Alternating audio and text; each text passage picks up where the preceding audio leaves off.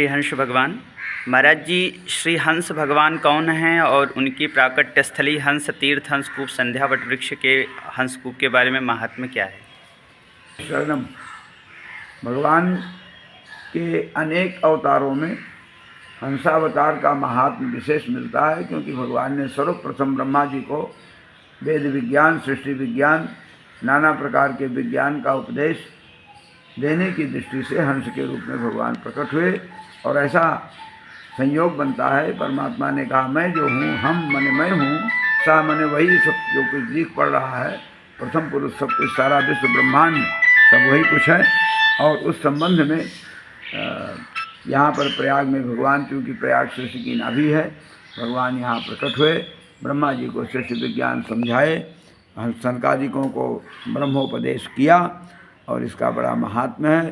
हंस तीर्थ की कितनी महिमा कही जाए, प्रायश्चित की दृष्टि से संध्या वट और हंसकूप का बड़ा महात्म्य। हंसकूप के जल स्नान और संध्या वट पर संध्या करना, और संध्या करने के पहले यदि हम यज्ञोपवीत समय पर नहीं हुए, व्रात्य हो गए हैं, तो व्रात्यों के लिए प्रायश्चित करना संध्या वट पर बहुत अनिवार्य है। तो ऐसी दृष्टि से इसका बड़ा महात्म्य है।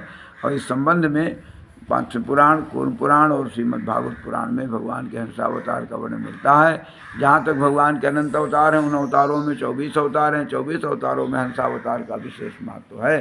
और भगवान हंसावतार में चतुर्भुजी रूप धारण करके भगवान ब्रह्मादिकों को, ऋषियों को एक प्रकार से उपदेश दे करके और इस प्रकार से उन्हें तटस्थ कर दिया है कि मैं वही हूँ जो सारा विश्व प्रपंच दिख पड़ रहा है। परमात्मा का व्यवहित रूप ये एको हम बहुश्याम सूत्र के आधार पर ऐसा सिद्ध होता है कि परमात्मा ही हंसावतार बन करके सारे विश्व प्रपंच का दिग्दर्शन कराया है। ब्रह्मा जी के लिए ही नहीं, उपदेश देने के कारण सारे विश्व प्रपंच में जितने भी व्याधियाँ हैं, मानसिक, वैचारिक, कायिक, सबके निवारण के लिए हंसकूप का दर्शन, हंसकूप के जल से प्रोक्षण और हंस भगवान के दर्शन, हंस गायत्री का जप, और फिर संध्या वट के नीचे गायत्री भगवती का जप, और प्रायश्चित के लिए भगवान के नाम का जप, बेणी माधव भगवान के नाम का जप, केवल माधव माधव, माधवेति माधवा, माधव ही माधव हैं, ऐसा विवेचन पद्म पुराण में आया है।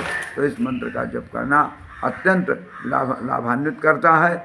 जितने भी व्रात्य संज्ञक हैं, ब्राह्मण, क्षत्रिय, वैश्य और भी जितने हमारे भावुक स्वजन बंधुवर्ग हैं, सबको चाहिए कि हंसकूप और हंस भगवान का ये परम तीर्थ और संध्या वट उस आतंकवादी के चंगुल से मुक्त हो, इसके लिए अभियान चलाया जाना चाहिए। शासन, प्रशासन और समाज सबको जागृत होना चाहिए, ताकि हम लोगों को ये परम पावन तीर्थ हम लोगों के हस्तगत हो, हम लोगों के लिए सुलभ हो। हम लोग अपना साधन, पूजन, अनुष्ठान, यज्ञ, पुरस्चरण हंस भगवान के सन्मुख, हंसकूप के सन्मुख, अक्षय वट के तले बैठ करके कर सकें। हर हर महादेव।